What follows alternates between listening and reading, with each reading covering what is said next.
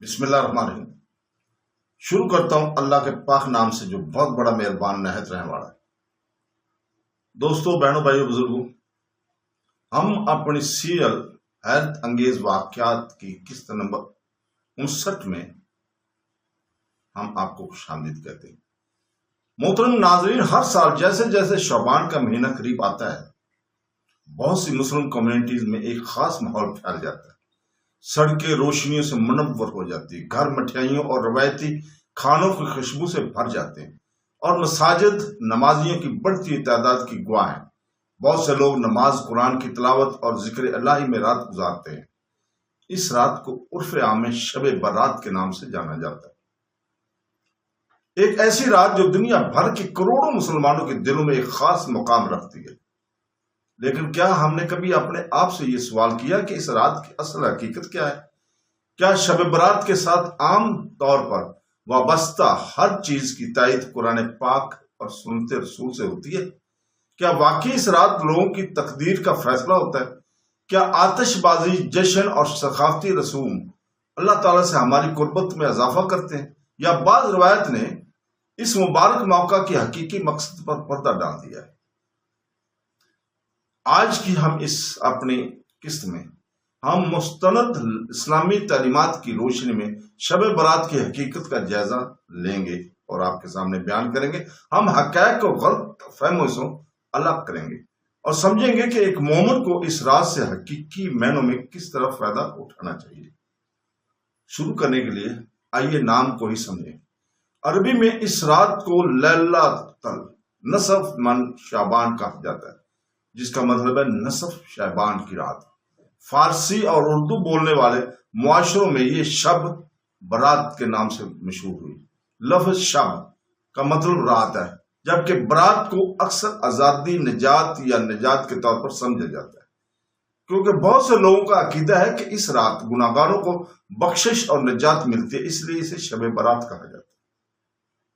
پوری اسلامی تاریخ میں علماء نے اس رات کی فضیلت پر بحث کی ہے۔ بعض علماء نے اس کی فضیلت سے متعلق روایت کو انفرادی طور پر دیکھا ہے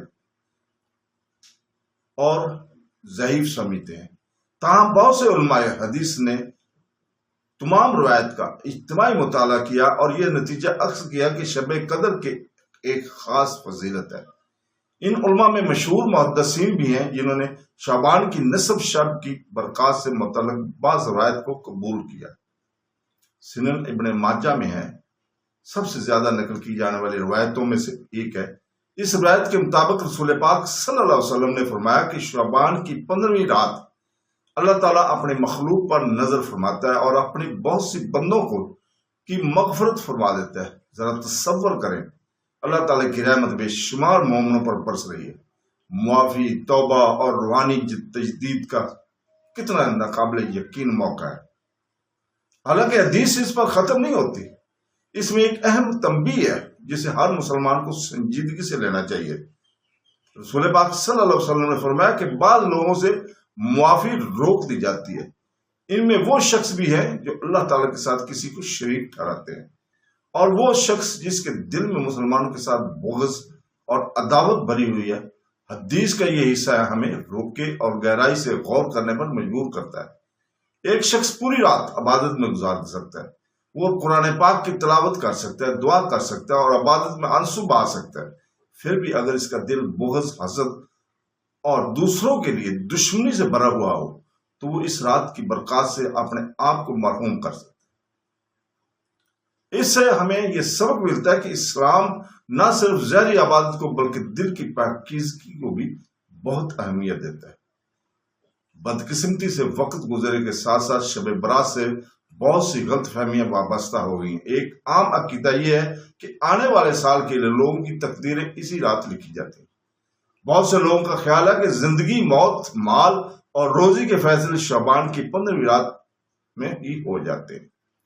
تاہم جب ہم قرآن پاک کی طرف رجوع کرتے ہیں تو ہمیں معلوم ہوتا ہے کہ جس بابرکت رات میں احکام کا تذکرہ کیا گیا ہے، اسے عام طور پر کلاسیکی مفسرین کی اکثریت لیلۃ القدر سمجھتی ہے۔ شب قدر جو رمضان کے مہینے میں ہوتی ہے، لہذا مستند تعلیمات اور مقبول ثقافتی مفروضوں کے درمیان فرق کرنا ضروری ہے۔ اس رات سے منسلک ایک اور بدقسمت عمل آتش بازی اور شور مچانے والی تقریبات کا استعمال ہے۔ رات کو خاموش عبادت میں گزارنے کی بجائے کچھ کمیونٹیز اسے شور اور تفریح کے تہوار میں تبدیل کر دیتی ہیں۔ پٹاخے گلیوں میں پھٹتے ہیں، محلوں کو پریشان کرتے ہیں، بوڑھوں، بیماروں، بچوں اور عبادت میں مصروف لوگوں کے لیے تکلیف کا باعث بنتے ہیں۔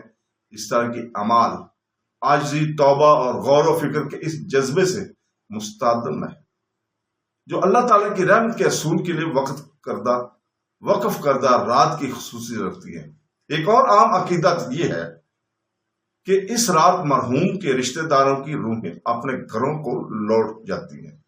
بہت سے لوگ اس مفروضے پر عمل کرتے ہیں، یہ مانتے ہیں کہ شب برات کے دوران مرنے والے اپنے اہل خانہ سے ملاقات کرنے آتے ہیں۔ تاہم اس عقیدہ کی تائید کے لیے قرآن پاک یا مستند سنت سے کوئی واضح ثبوت موجود نہیں ہے۔ ترغیب دی جاتی ہے کہ لیکن اس رات روحوں کی واپسی کے متعلق مخصوص دعوے مستند ثبوت سے محروم ہیں۔ یہ ہمیں ایک اہم سوال کی طرف لے جاتے ہیں۔ ایک مخلص مسلمان کو یہ رات کیسے گزارنی چاہیے؟ پہلا اور سب سے اہم قدم دل کی صفائی ہے۔ اللہ تعالیٰ سے معافی مانگو، اور اس سے پہلے ہمیں دوسروں کو معاف کرنا چاہیے۔ اپنے دل سے بغض، حسد اور بغض نکال دیں۔ جہاں تک ممکن ہو رشتہ داروں، دوستوں اور ساتھی مسلمانوں کے ساتھ صلح کریں۔ صاف دل عبادت میں سب سے بڑی عبادت ہے۔ دوم، رضاکارانہ عبادت میں مشغول ہوں۔ نماز، تلاوت قرآن پاک، ذکر الہی اور سچی توبہ میں وقت گزارے۔ اللہ تعالیٰ سے اکیلے بات کرو، اپنی کوتاہی کا اعتراف کرو اور اس سے رہنمائی اور ہمت اور معافی مانگے۔ عبادت کی خوبصورتی عوامی نمائش میں نہیں بلکہ مخلصانہ عقیدت میں پائی جاتی ہے۔ بعض روایت سے معلوم ہوتا ہے کہ رسول پاک صلی اللہ علیہ وسلم نے جنت البقیع کی زیارت کی اور وہاں دفن ہونے والوں کے لیے دعا فرمائی۔ اس لیے غور و فکر کے لیے قبرستان جانا اور فوت شدہ مسلمانوں کے لیے دعا کرنا فائدہ مند ہو سکتا ہے، تاہم اسے ایک لازمی رسم یا تہوار کے اجتماع کے طور پر نہیں سمجھنا چاہیے۔ جہاں تک روزے کا تعلق ہے، رسول پاک صلی اللہ علیہ وسلم شعبان کے مہینے میں کثرت سے روزے رکھنے کے لیے مشہور تھے۔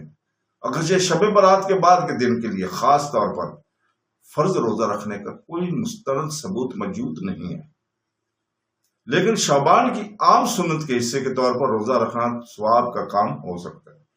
محترم ناظرین، شاید اس رات کا سب سے بڑا سبق رمضان کی تیاری ہے۔ شب برات رمضان مبارک کے بابرکت مہینے سے کچھ ہی دیر پہلے کی آتی ہے۔ یہ مومنوں کو روحانی طور پر اپنے آپ کو جانچنے، معافی مانگنے، اپنے دلوں کو پاک کرنے اور اسلامی کیلنڈر کے سب سے مقدس مہینے کی آمد کے لیے تیاری کرنے کا مواقع فراہم کرتی ہے۔ رمضان مبارک کے قریب آتے ہی ہمیں اپنے آپ سے اہم سوالات پوچھنے چاہیے۔ کیا ہم نے ان سے صلح کر لی ہے جن پر ہم نے ظلم کیا تھا؟ کیا ہم نے اپنے گناہوں سے توبہ کر لی ہے؟ کیا ہم نے اپنے دلوں سے نفرتیں نکال دی ہیں؟ کیا ہم نے اللہ تعالیٰ سے اپنے تعلق مضبوط کر لیا؟ اگر ہم اس رات کو سچے دل سے غور اور فکر اور توبہ کے لیے استعمال کریں تو یہ ہماری زندگی میں ایک اہم موڑ بن سکتی ہے۔ شب برات کا حقیقی پیغام آتش بازی، ثقافتی رسومات یا غیر تصدیق شدہ رسومات میں نہیں ملتا۔ اس کا حقیقی پیغام استغفار، توبہ، رحم دل کے پاکیزگی اور رمضان کی تیاری میں ہے۔ یہ ایک یاد دہانی ہے کہ اللہ تعالیٰ کی رحمت کا دروازہ ان لوگوں کے لیے کھلا رہتا ہے جو سچے دل سے اس کے طالب ہوتے ہیں۔ اللہ تعالیٰ ہمیں اسلام کے مستند تعلیمات پر عمل کرنے، ایک دوسرے کو معاف کرنے، اپنے دلوں کو پاک کرنے اور رمضان مبارک کی برکات کے لیے خود کو تیار کرنے کی توفیق عطا فرمائے۔ اللہ تعالیٰ وہ ہمیں دنیا اور آخرت میں اپنی رحمت بخشش پانے والوں میں شامل کرے۔ آمین ثم آمین۔ اللہ حافظ۔